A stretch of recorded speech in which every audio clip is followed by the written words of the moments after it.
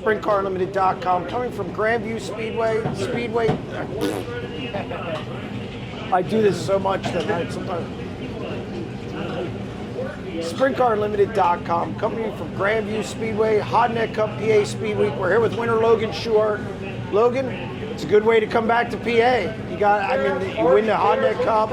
Obviously, a race that means a lot in this area. And $10,000 doesn't hurt much either. No, I mean, a lot. I kind of said in victory lane. I mean, fans, online, they all know that the racing world knows we haven't done as well as we'd like to this year. So it's been turning around a little bit here lately. We're able to win a couple races, including tonight, got our first Outlaw win at Cedar Lake on Saturday. So.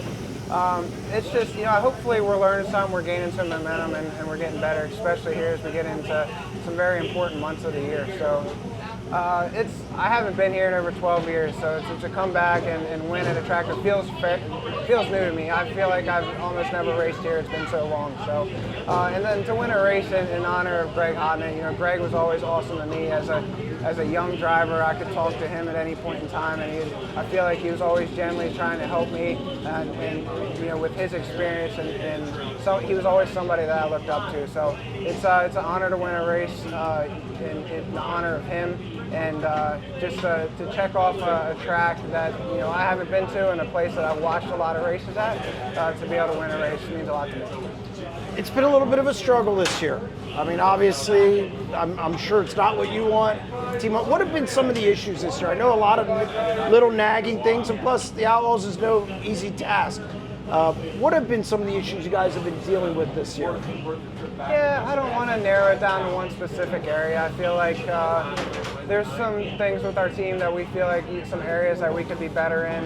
We're starting third or fourth in heat races lots of times, and we know how important with the Outlaws getting that, starting on the front row of a heat race, getting that first and second spot in a heat race to get yourself in the DAS is huge. So we've started third and fourth in a heat race a lot this year, put ourselves 10th through 15th in the main event, and had to work our way up to a 6th to 8th place finish, which feels like where we were stuck for a lot of this year. So I don't feel like we're bad.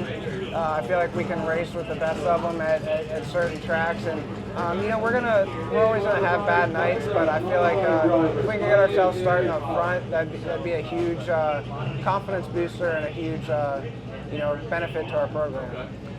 Win at Cedar Lake, huge weight off your shoulder. Come out 2 races later, win here. Have you guys stumbled upon something, or is it just getting qualified well? It's so important in today's sprint car racing. Yeah, well, like I just said, with the World of Outlaws, we find ourselves starting third and fourth a lot, and that means we're not qualifying as well as what we need to. So Cedar Lake on Saturday, we qualified second, very close to the track record with Carson Macedo, put us on the front row, and then we're quick time tonight here at Grandview. So I hope that's a sign to come that's going to help us just as much with the World of Outlaws to kind of put us in that first or second starting spot in the heat race, and hopefully it leads to better feature finishes. Confidence has got to be kind of getting higher, heading in. You mentioned an important part of the year. This is a type of year that can save a season, make a season. A lot of big money races out there. Yeah, I mean, it's still, we're early in the year. We haven't ran, with Houston's running out, we haven't ran our biggest races. Some of the most meaningful races are, that you want to check off, your goals for the year. We haven't been there yet. Obviously, we'd like to be a little more consistent with the World of Outlaws, but we have a long season ahead of us still, a lot of races to go with all the rainouts. So I think we ran 31 races so far, and they're trying to make up a few of those rainouts. So we have a big part of our schedule. I don't even think, with them making up races, we're halfway yet. So if we can, finish strong throughout the rest of the year and hopefully run strong at some of our crown jewel events, I definitely don't think you would be able to call this season a failure, and we would be able to turn it around. Only having 31 races, it doesn't help. I mean, you lose any kind of rhythm. I've heard that from a lot of guys on tour. For the Outlaws to kind of relax those restrictions this week, that had to be big for you and a welcome sight. The part of that is I feel like as a driver, you know, I'm very involved with my team, with how the car gets set up, and I think the longer we sit around, you know, you run one race in 2 weeks or whatever, I think for myself, the more I sit around and I think about what to do to the car and I want to make it better, obviously we want to be the best we can.